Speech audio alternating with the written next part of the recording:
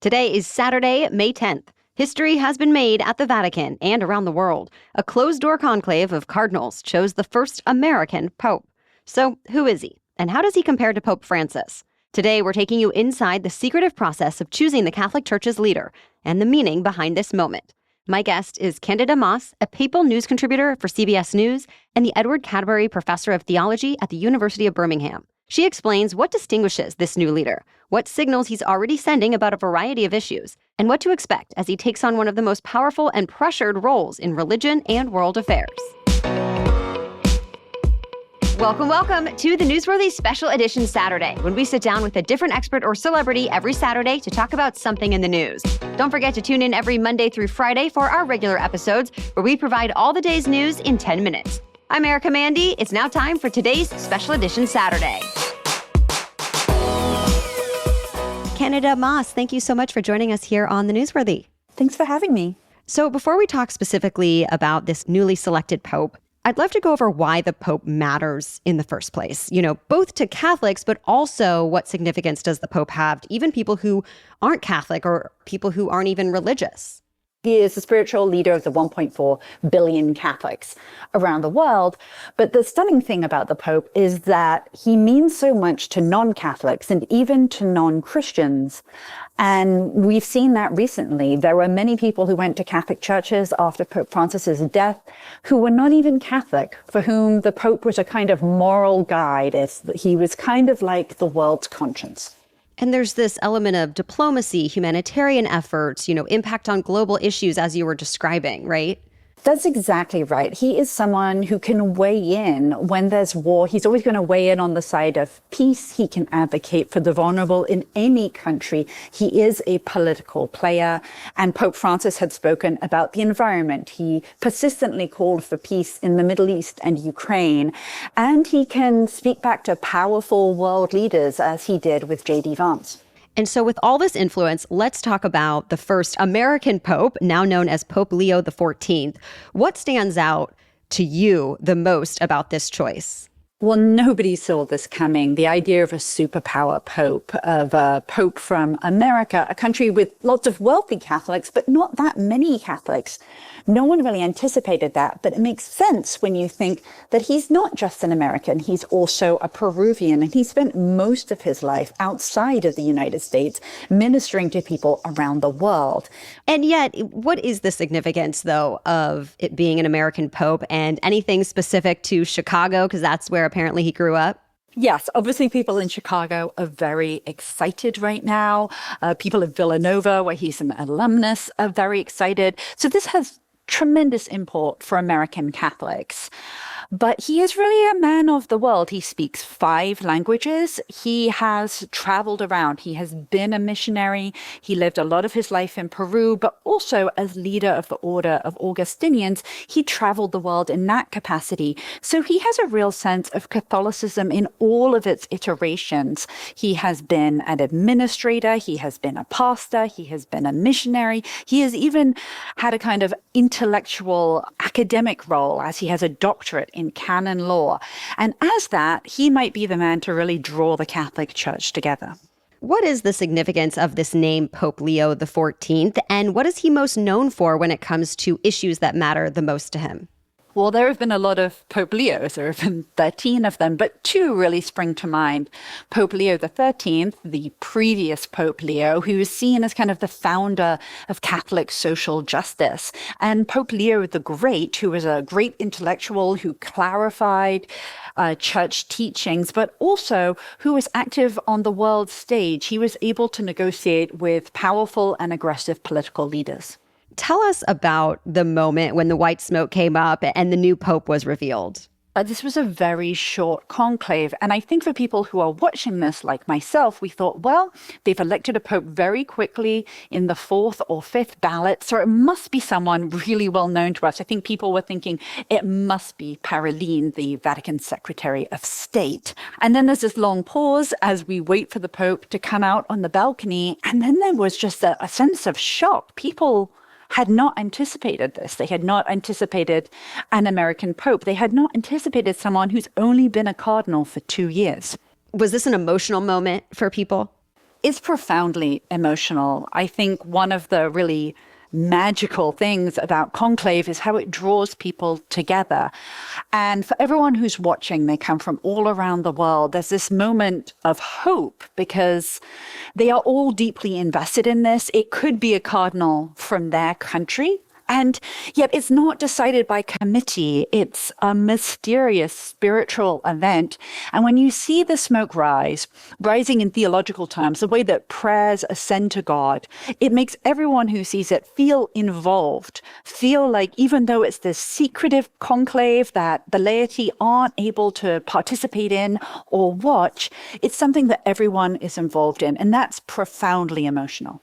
And so what was going on behind the scenes, as far as you can know, leading up to this selection? What are they considering? Where might have there been some conflict? What else can you tell us about what goes on in that secret conclave?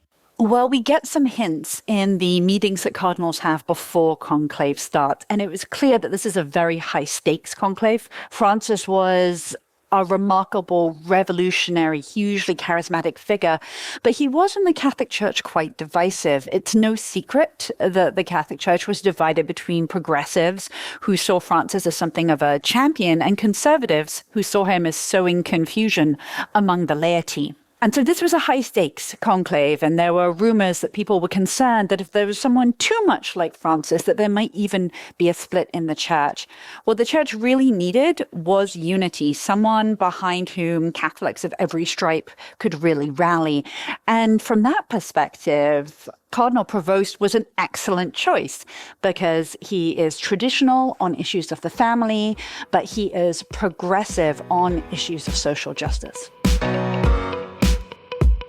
Still ahead, we get more specific in that comparison of Pope Francis and Pope Leo XIV, and why it's not all just joy and excitement. Who might be feeling a bit nervous about this new choice? Plus, more behind the scenes at the conclave, which traditions have stayed the same over centuries, and what's changed. And our expert guest tells us how accurate was the movie The Conclave. But first, a quick break for our sponsors. Have you already felt the effects of spring where you live? I mean, listen, I love spring, but this time of year also tends to come with some extra sniffles for kids and adults with allergies or sensitivities. And we're not totally out of sick season yet either. But thanks to ZocDoc, allergy relief and other care you and your family need is a little easier to find. ZocDoc is a free app and website where you can search and compare high-quality in-network doctors and click to instantly book an appointment. I love having this very specific search function at my fingertips so I don't waste my time calling around a bunch of doctors' offices that don't take my insurance. Been there, done that, no thank you. ZocDoc has more than 100,000 doctors across every specialty, from mental health to dental health, primary care to urgent care, and more. And you can filter for doctors who take your insurance, are located nearby, and are highly rated by verified patients. So stop putting off those doctor's appointments and go to ZocDoc.com/newsworthy to find and instantly book a top-rated doctor today. That's ZocDoc.com/newsworthy. ZocDoc.com/newsworthy. The Newsworthy is also brought to you by Quince. I've gotten tired of clothes that looked cute online but then felt cheap in real life. I want better fabrics, a better fit, just better everything. And with Quince, the quality is there and the prices are surprisingly reasonable. You can get 100% European linen shorts and dresses from just $30, luxe swimwear, Italian leather platform sandals, and so much more. And yet everything with Quince is priced 50 to 80% less than what you'd find at similar brands.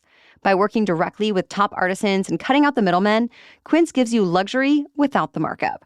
And Quince only works with factories that use safe, ethical, and responsible manufacturing practices and premium fabrics and finishes.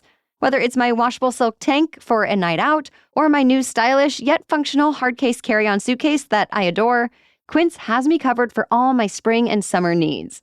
Treat your closet to a little summer glow up with Quince. Go to quince.com/newsworthy for free shipping on your order and 365-day returns. That's QUINCE.com/newsworthy to get free shipping and 365-day returns. Quince.com/newsworthy. Now back to my conversation with Candida Moss. Pope Francis was often called the people's pope for reasons that you talked about. He was known as to be approachable and inclusive and more progressive when it comes to refugees, climate change, acceptance of gay people even. And so how significant was that when you're thinking about Pope Francis's legacy? And then also, where do you expect Pope Leo to land on some of those same issues? Well, I think when it comes to Pope Francis's legacy, Francis's outreach to the poor, to the vulnerable, to the sick, to prisoners, that is going to live on. Pope Leo XIV has been a pastor. He's been a missionary. He's been in and with the people. And so those aspects of Francis's legacy, I expect to continue.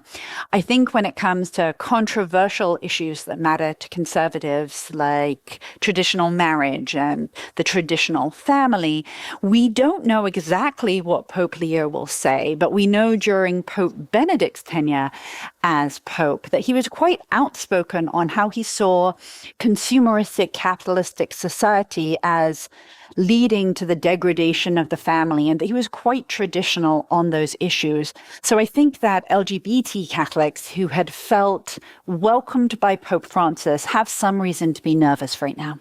What about women's rights? Even Pope Francis, to my understanding, was opposed of women taking part in the priesthood. Where was Pope Francis on that issue, and where do you expect Pope Leo to take that issue?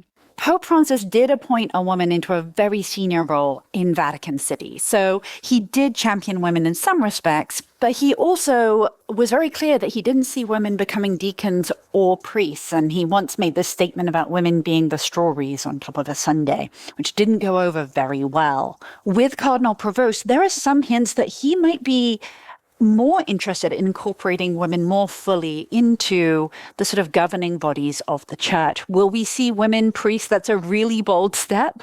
So I'm not too sure of that. But I have heard many women say that they're hopeful that Pope Leo XIV will be good for women in the church.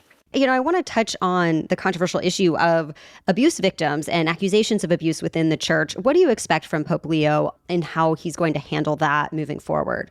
Well, hopefully this will be part of Pope Francis's legacy that he will choose to pick up, and he will solidify and cement in canon law that the church will not tolerate silence on these issues. But there have been questions around Cardinal Provost's handling of these issues in the past, both in Chicago and in Peru. These accusations came before there were formal guidelines on this topic. But at the same time, I think survivors groups are concerned right now that the College of Cardinals overlooked those issues in their selection of the new pope. And to be clear, what do you mean about accusations against him? So there are no personal accusations against Pope Leo XIV, but there are suggestions that he should have, when he was in positions of authority in Peru and in Chicago, he should have notified people about a priest who had been accused of sexual abuse being in a monastery that was nearby. He should have acted more swiftly and decisively to inform others about sexual predators in the church. What happens next? What does the Pope do during his first week?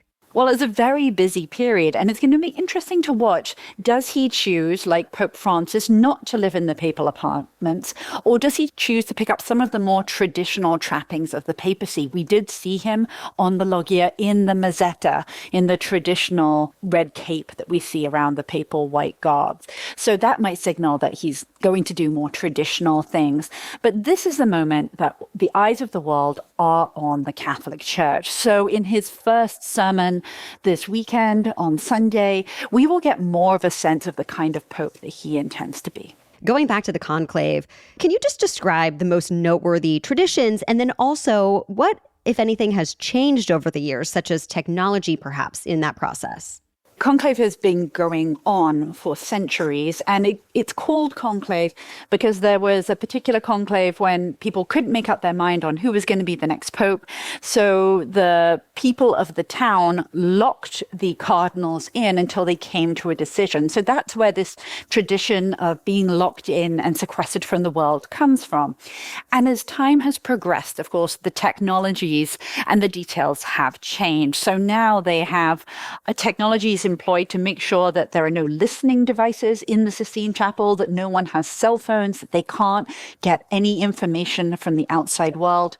They even make sure that the food that is being served to them during conclave is simple so that messages can't be passed to cardinals who are in conclave, and cardinals can't get out messages about who the next pope might be.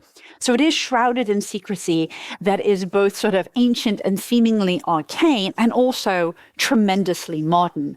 But the burning of the ballots, the smoke that comes out from the top of the Sistine Chapel, that has only been colored smoke communicating the outcome of votes since the 19th century. And they have had to update that technology over the years because they used to just use damp straw to color the smoke, but sometimes it didn't burn and people didn't know, is it white, is it black, is it gray, against the sky, who even knows what color it is. And so now they use sort of chemicals in these canisters about the size of a tissue box to make sure that people know what color the smoke is.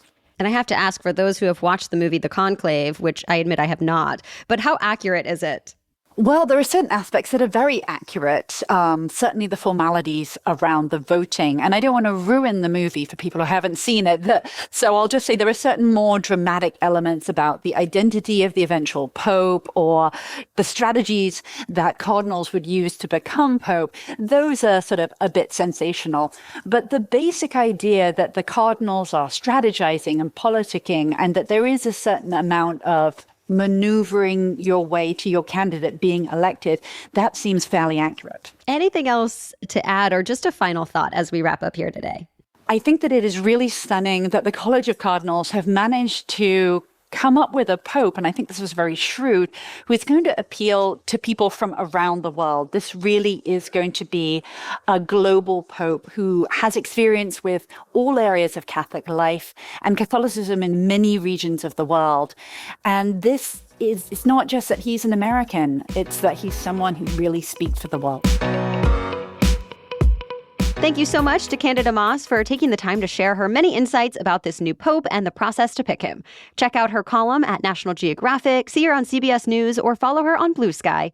Thank you so much for listening today. Join us again during the week when we bring you a fast, fair, fun roundup of the day's news every Monday through Friday. We'll be back on Monday with the latest news to know. Until then, have a great rest of your weekend.